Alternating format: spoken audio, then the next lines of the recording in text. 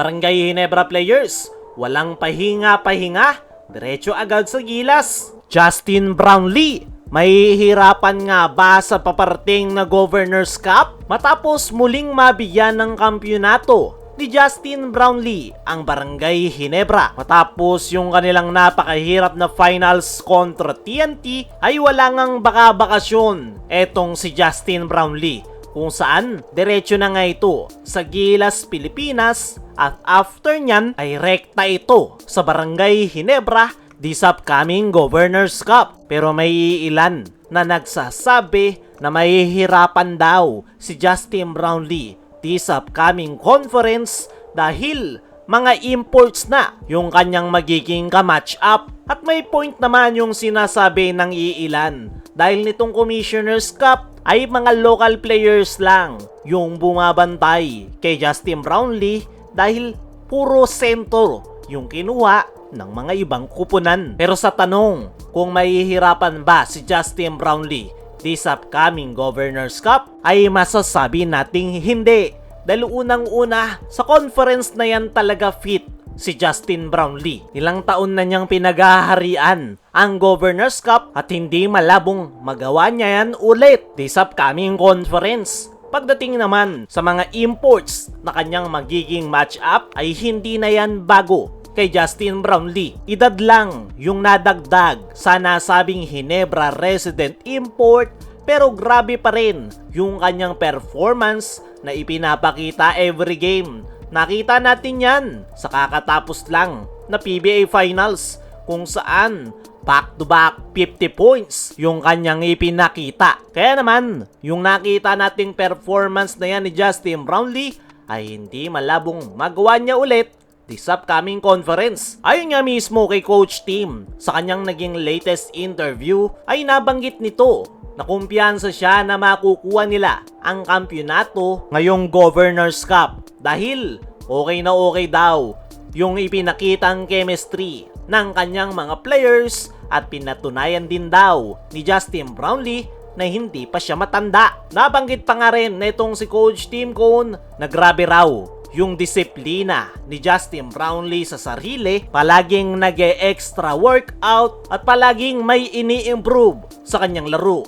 At yan nga daw yung dahilan kung bakit kumpiyansa si Coach Tim Cone na makukuha nila ang kampyonato sa Governors Cup. Para sa akin mga chong, subok na talaga si Justin Brownlee sa conference na Governors Cup. Ilang beses na niya yang pinatunayan. Actually, mas mahirap talagang makuha ang kampyonato sa kakatapos lang na Commissioner's Cup, lalong-lalo na sa Barangay Ginebra dahil kulang na kulang nga sila sa front court position at the same time unlimited pa yung height para sa mga imports. Kaya naman talagang kayod kalabaw si Justin Brownlee para buhatin ang Barangay Ginebra. At kung nagawang mabuhat ni Brownlee ang Ginebra sa kakatapos lang na Commissioner's Cup ay paniguradong mas magiging madali na para kay Justin Brownlee ang paparating na Governors Cup. Magkakaroon lang ng konting challenge dahil imports na talaga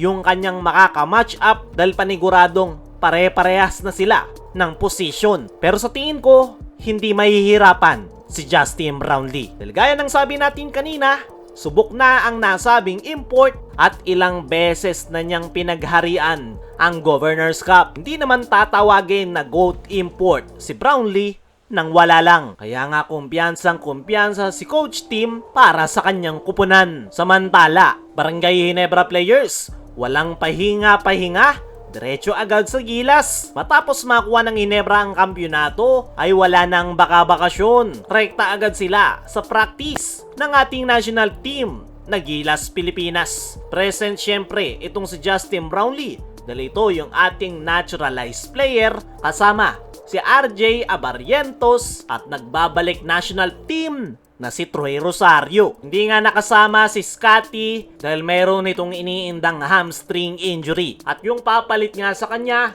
ay si Juan Gomez de Leaño. Ayon mismo kay Coach Tim Cone ay wala nga daw silang panahon para magbakasyon. Konting celebration lang daw yung kanilang ginawa dahil meron silang duty sa ating national team na Gilas, Pilipinas. Para sa akin mga chong, napaka-importante ng mga Barangay Ginebra players sa ating national team. Dahil sa lahat, sila yung mas nakakaalam kung paano tumatakbo ng maayos ang triangle offense. Sana maganda ang itakbo ng Gilas ngayong final window. Kaya mga chong, ano ang masasabi nyo? Na walang baka-bakasyon sa Ginebra, rekta agad sa Gilas. Ano rin sa tingin nyo, mahihirapan ba si Brownlee this upcoming Governor's Cup?